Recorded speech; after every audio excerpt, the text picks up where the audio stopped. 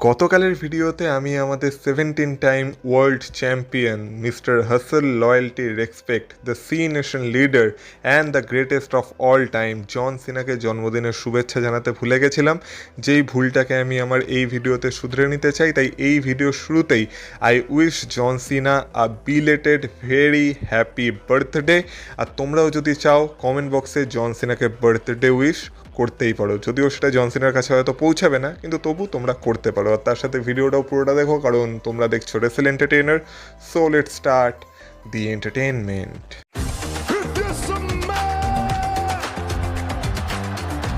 Acknowledge me. Acknowledge me. You there, sitting at home. Acknowledge me. সবার প্রথমেই জন সিনাকে নিয়েই কথা বলা যাক। তো আমাদের জন সিনার ৪৫ বছর পূর্ণ হয়ে গেছে। তো জন সিনার জন্মদিনেই কমপ্লেক্সের অ্যাকাউন্ট জন সিনাকে তার ৪৫তম জন্মদিনের শুভেচ্ছা জানিয়েছিল, যেই টুইটটাকে রিটুইট করে জন সিনা লিখেছে, man if only it were 2023 again I might have different business at WWE Backlash the year pass.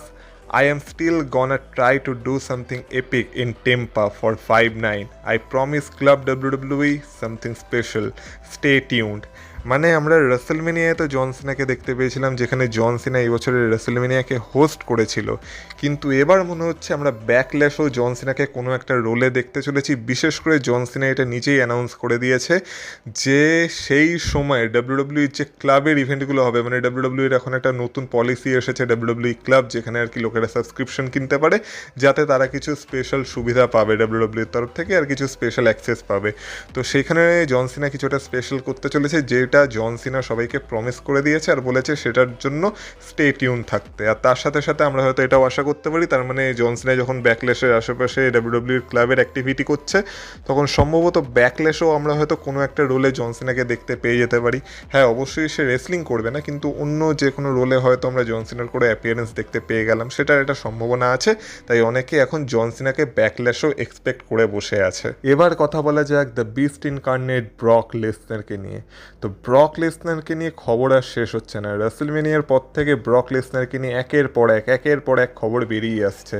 তো দেখো, এই মুহূর্তে সব থেকে বড় ডিসকাশন পয়েন্ট হলো এটাই যে ব্রক লেসনার অ্যাকচুয়ালি রিটায়ার হয়েছে কি হয়নি। ব্রক লেসনারের মতে ব্রক লেসনার রিটায়ার হয়ে গেছে, কিন্তু ডাব্লিউডাব্লিউইর মতে ব্রক লেসনার এখনও ইনরিং থেকে রিটায়ার হয়নি। হয়তো রেসেলমেনিয়ায় সে তার লাস্ট ম্যাচ, মানে লাস্ট রেসেলমেনিয়া ম্যাচ রেসেল করে ফেলেছে, কিন্তু পুরোপুরি ডাব্লিউডাব্লিউই থেকে সে হয়তো এখনও রিটায়ার হয়নি, এটাই ডাব্লিউডাব্লিউই মনে করছে। তো সেই কারণে এখন একটা নতুন খবর সামনে এসেছে, যেখান থেকে জানা যাচ্ছে যে ডাব্লিউডাব্লিউই এখনও বিশ্বাস করে যে সেটা ব্রক লেসনারের লাস্ট ম্যাচ ছিল না, যেটা আমরা রেসেলমেনিয়ায় দেখেছি। আর ব্রক লেসনারকে তারা আবার রাজি করিয়ে নেবে আরও একটা ম্যাচের জন্য, বিশেষ করে যেটা সামার স্ল্যামে হতে পারে, যেহেতু সামার স্ল্যাম ব্রক লেসনারের হোম টাউন মিনেসোটা থেকে হতে চলেছে। আর এই খবরটা আমি তোমাদের আগেও দিয়েছিলাম, কিন্তু এখন মনে হচ্ছে ডাব্লিউডাব্লিউ আবার ব্রক লেসনারকে রাজি করানোর দায়িত্ব নিজেদের কাঁধে নিয়ে নিয়েছে। আর ডাব্লিউডাব্লিউ এখন এটাই বিশ্বাস করছে যে সামার স্ল্যাম আস্তে আস্তে তারা ব্রক লেসনারকে রাজি করিয়ে ফেলবে ডাব্লিউডাব্লিউতে আরেকটা ম্যাচের জন্য। এবার সেটা হবে কি হবে না, সেটা পুরোপুরি ব্রক লেসনারের উপর। ব্রক লেসনার যদি রাজি হয়ে যায় আর ডাব্লিউডাব্লিউ যদি ব্রক লেসনারকে রাজি করাতে পারে, তাহলে হয়তো আমরা সামার স্ল্যামে ব্রক লেসনারকে দেখতে পেয়ে যাবো, যেখানে হয়তো তার একটা প্রপার রিটায়ারমেন্ট ম্যাচ আমরা দেখতে পাবো। আর তা না হলে আমরা রেসেলমেনিয়াতে ওবাফেমির এগেনস্টে যে ম্যাচটা দেখেছি, সেটাই ব্রক লেসনারের রিটায়ারমেন্ট ম্যাচ।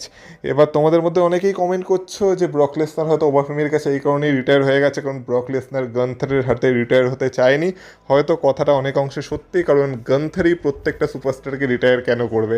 অনেক সুপারস্টারের ইচ্ছা থাকতেই পারে যে সে গান্থারের এগেনস্টে রিটায়ার হবে না, অন্য কারো এগেনস্টে রিটায়ার হবে। আর ব্রক লেসনার যেমন ওবাফেমিকে হ্যান্ড পিক করেছিল বা ওবাফেমিকে বেছে নিয়েছিল তার রেসেলমেনিয়া অপোনেন্ট হিসেবে, তো হয়তো এটা সম্ভব হতেও পারে যে হয়তো ব্রক লেসনার ওবাফেমির হাতে রিটায়ার হতে চেয়েছিল, আর সে তাই নিজের টার্মস অ্যান্ড কন্ডিশনে ওবাফেমির হাতে রিটায়ার হয়েছে। কিন্তু দেখা যাক, এখন ডাব্লিউডাব্লিউ তো ভেতরকার লোকরা বিশ্বাস করছে যে তারা ব্রক লেসনারকে আরও একটা ম্যাচের জন্য রাজি করিয়ে নেবে। এবার দেখা যাক তারা সেই মিশনে সাকসেসফুল হয় কি না। তোমরা কী চাও আর তোমাদের কি মনে হয় যে ব্রক লেসনারের কি আবার সামার স্ল্যামের জন্য ফিরে আসা উচিত, নাকি রেসেলমেনিয়াতে আমরা যেটা দেখেছি সেটাই ব্রক লেসনারের পারফেক্ট রিটায়ারমেন্ট হওয়া উচিত? অবশ্যই কমেন্ট বক্সে কমেন্ট করে তোমাদের ওপিনিয়ন আমাকে জানিও। নেক্সট কথা বলা যাক রেসেলমেনিয়া 43, মানে পরের বছরের রেসেলমেনিয়াকে নিয়ে, যেইটা হতে চলেছে সৌদি আরেবিয়া থেকে, রিয়াদ থেকে। এখনও অবধি যেটা জানা যাচ্ছে। আর এই মুহূর্তে দাঁড়িয়ে রেসেলমেনিয়া 43-র জন্য পসিবল ডেটও সামনে চলে এসেছে, যে কোন তারিখে আমরা রেসেলমেনিয়া 43 দেখতে চলেছি।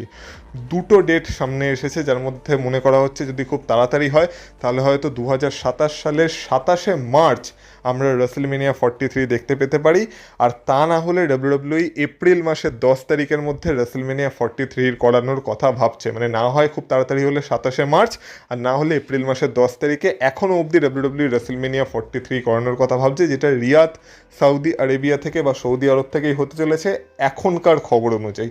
পরবর্তীকালে অবশ্যই সিচুয়েশন চেঞ্জ হলেও হতে পারে, যেহেতু একটা যুদ্ধকালীন পরিস্থিতি চলছে। কিন্তু আপাতত জানা যাচ্ছে এটাই যে ডাব্লিউডাব্লিউই 27শে মার্চ বা 10ই এপ্রিল রেসেলমেনিয়া 43 করানোর কথা ভাবছে 2027 সালে। কিন্তু কেন আমার মনে হয় যে পরিস্থিতি হয়তো চেঞ্জ হবে না আর সৌদি আরব থেকেই আমরা রেসেলমেনিয়া 43 দেখতে পাবো, তার কারণ হচ্ছে ডাব্লিউডাব্লিউই রেসেলমেনিয়া 43 তো অনেক দূরের ব্যাপার, কারণ সেটা তো পরের বছর হবে। কিন্তু রিসেন্টলি যে ইভেন্টটা হওয়ার কথা আছে, যেটা হচ্ছে ডাব্লিউডাব্লিউই নাইট অফ চ্যাম্পিয়ন্স, সেটাও তো সৌদি আরব থেকেই হওয়ার কথা আছে। আর ডাব্লিউডাব্লিউই নাইট অফ চ্যাম্পিয়ন্সকেও অ্যানাউন্স করে দিয়েছে, আর এটা জানিয়ে দিয়েছে যে জুন মাসের 27 তারিখে আমরা নাইট অফ চ্যাম্পিয়ন্স দেখতে চলেছি রিয়াদ সৌদি আরেবিয়া থেকেই। এবার সৌদি আরবের রিয়াদ থেকে যেহেতু নাইট অফ চ্যাম্পিয়ন্স হচ্ছে, এই কারণে ডাব্লিউডাব্লিউর অনেক ফ্যান বা বিশেষ করে আমেরিকান ফ্যান্সরা রেগে গেছে, যেহেতু তারা মনে করছে এখন যেহেতু একটা যুদ্ধকালীন পরিস্থিতি চলছে আর আমেরিকার উপর যেহেতু টার্গেট আছে, তো সেই কারণে এরকম একটা ভয়ঙ্কর পরিস্থিতিতে সৌদি আরবে গিয়ে কি একটা ইভেন্ট করানো উচিত? এতে কি কারো প্রাণের ভয় নেই? অবশ্যই তাদের ভয়টা একদমই যে ফেলে দেওয়ার মতো তা না, কারণ যুদ্ধকালীন পরিস্থিতিতে যা ইচ্ছা হতে পারে। তো সেক্ষেত্রে দেখতে গেলে হ্যাঁ, একটা প্রাণের ঝুঁকি তো সবারই থেকে যায়, কারণ কোনো সময় যদি কোনো কাণ্ড ঘটে যায় তাহলে এত অডিয়েন্সের মাঝে একটা ইভেন্ট করানো সত্যি চাপের ব্যাপার হয়ে তো যাবেই।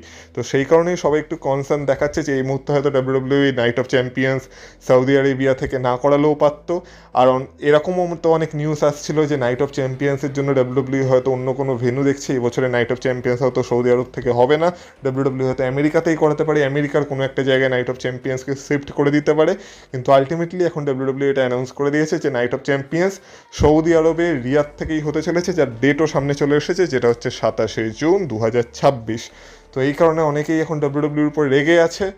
তো দেখা যাক, ভগবানের কাছে প্রার্থনা এটাই করবো যাতে সব কিছু ঠিকঠাকভাবে হয়ে যায়, আর ওই ইভেন্ট দেখতে গিয়ে যেন কোনো ডাব্লিউডাব্লিউ সুপারস্টার বা কোনো অডিয়েন্স যারা সেই ইভেন্টটাকে অ্যাটেন্ড করতে চলেছে তাদের যেন কোনো প্রাণের ঝুঁকি না হয়ে যায়, বা তারা যেন একদম সুস্থ স্বাভাবিকভাবে যে যার বাড়ি ফিরে আসতে পারে, এটাই আমাদের সবার প্রার্থনা থাকবে। তো দেখা যাক, ডাব্লিউডাব্লিউ যখন এই রিস্কটা নিতে রাজি হয়েছে, অবশ্যই কিছু একটা ভেবেই রাজি হয়েছে হয়তো।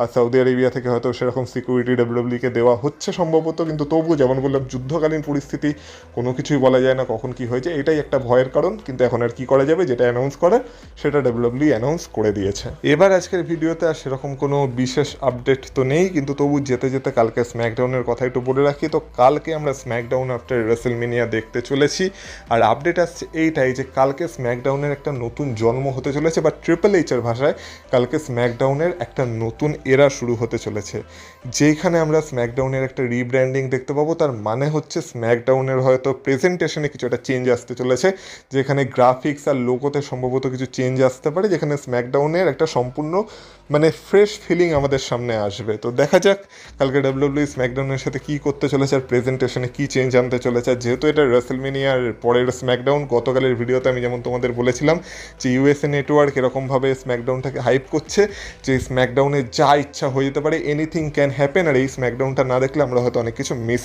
করে দেবো। আর বিশ্বাস এখন করতে ইচ্ছা না করলেও যেহেতু রেসেলমেনিয়ার পরের প্রথম স্ম্যাকডাউনের শো, তাই একটু তো আশা আমাদেরও আছে। যাই হোক না কেন, তার সাথে সাথে যেহেতু স্ম্যাকডাউনে কিছু নতুন কলাপসও হতে পারে এনএক্সটি থেকে, যেমন আমরা রতে দেখেছিলাম, তার মধ্যে একটা নাম ছিল রিকি সেন্স। এবার রিকি সেন্সের কলাপও মেন রোস্টারে হওয়ার কথা ছিল, মানে সে খুব তাড়াতাড়ি এনএক্সটি থেকে মেন রোস্টারে চলে আসতো, সম্ভবত এখনই চলে আসতো। কিন্তু এখন রিকি সেন্সকে নিয়েও একটা নতুন আপডেট এসেছে, যেটা হচ্ছে যে এই মুহূর্তে সিডব্লিউ নেটওয়ার্ক, মানে যেখানে আর কি এনএক্সটি হয়, তারা আর কি রিকি সেন্সকে এনএক্সটিতেই চাইছে। তারা চাইছে যে এই মুহূর্তে রিকি সেন্স যাতে এনএক্সটি থেকে না বেরিয়ে যায়, কারণ তাহলে এনএক্সটিতে আর কোনো মানে প্রপার বিল্ড হওয়া সুপারস্টার থাকবে না। সেক্ষেত্রে এনএক্সটির একটু মানে যাকে বলে হাইপ নিচে নেমে যেতে পারে বা এনএক্সটির অবস্থা খারাপ হয়ে যেতে পারে। তো সেই কারণে সিডব্লিউ নেটওয়ার্ক এই মুহূর্তে রিকি সেন্সকে তাদের ব্র্যান্ডেই চাইছে, যেহেতু সিডব্লিউ নেটওয়ার্ক এটা ডিমান্ড করেছে তাই নেটওয়ার্কের কথা তো ডাব্লিউডাব্লিউ শুনতে বাধ্য। তো সেই কারণে ডাব্লিউডাব্লিউ হয়তো এই মোমেন্টে রিকি সেন্সকে আর মেন রোস্টারে কল আপ করবে না বা মেন রোস্টারে ডাকবে না। যদি ডাকতো তাহলে হয়তো আমরা কালকের স্ম্যাকডাউনে রিকি সেন্সকে দেখতে পেয়ে যেতাম।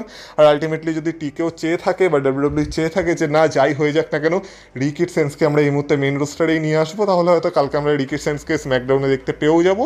কিন্তু যতদূর সম্ভব সেটা হয়তো হবে না, কারণ সিডব্লিউ নেটওয়ার্ক এই মুহূর্তে রিকি সেন্সকে এনএক্সটিতেই রাখতে চাইছে বা এনএক্সটিতেই রাখতে বলছে ডাব্লিউডাব্লিউকে। আর বাকি দেখা যাক কালকে স্ম্যাকডাউনে কোনো সারপ্রাইজ আমাদের ডাব্লিউডাব্লিউ দিতে পারে কিনা বড় সড়ো, যেমন আর কি ইউএসএ নেটওয়ার্ক হাইপ করছে যে কালকে যা ইচ্ছা ঘটে যেতে পারে। তাছাড়া কালকে র্যান্ডি অর্টন আর কোডি রোডসের মধ্যে আমরা কোনো অ্যাঙ্গেল দেখতে পাই কিনা সেটাও দেখার বিষয় হবে। তো কালকে স্ম্যাকডাউন ইন্টারেস্টিং তো হতেই পারে।